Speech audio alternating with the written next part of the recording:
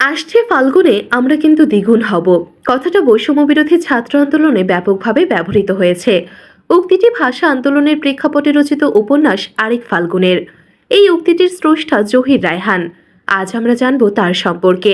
তার আগে আপনাদের কাছে ছোট্ট একটি অনুরোধ, অনুগ্রহ করে আমার চ্যানেলটিকে সাবস্ক্রাইব করে আমার পাশেই থাকবেন।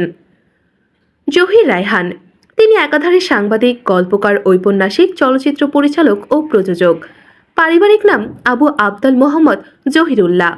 পরবর্তী সময়ে তাকে জহির রায়হান নাম দিয়েছিলেন মণি সিংহ, আর এ নামেই তিনি পরিচিত হয়ে ওঠেন।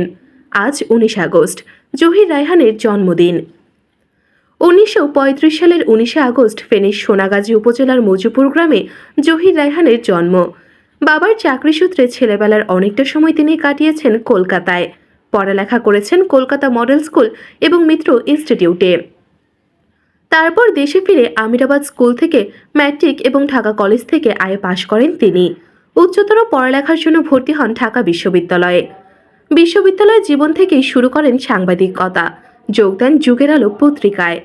ঢাকা বিশ্ববিদ্যালয় থেকে বাংলায় স্নাতক ও স্নাতকোত্তর করা জহির রায়হান বাংলা সাহিত্য তো বটেই, চলচ্চিত্রেও সমানভাবে প্রতিভার স্বাক্ষর রেখেছেন। মাত্র 37 বছর জীবন পরিধি দিয়েই হয়ে উঠেছেন কালজয়ী। এত অল্প সময়ে এত বিপুল খ্যাতি অর্জনের কৃতিত্ব খুব কম মানুষেরই আছে। 1957 সালে জাগো হুয়া সাভেরা সিনেমায় সহকারী হিসেবে কাজ করার মধ্য দিয়ে সিনেমা নির্মাণের কাজে যুক্ত হন তিনি।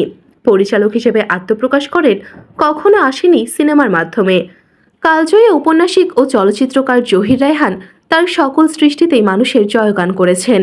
শোষণ বঞ্চনার কথা তুলে ধরেছেন তার গল্প, উপন্যাস ও চলচ্চিত্রের মধ্য দিয়ে।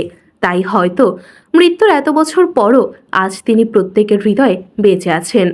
বন্ধুরা, এই ছিল আজকের ভিডিওটি ভালো লাগলে অবশ্যই আমার চ্যানেলটিকে সাবস্ক্রাইব করে ভিডিওতে একটি লাইক দিয়ে শেয়ার করে দেবেন।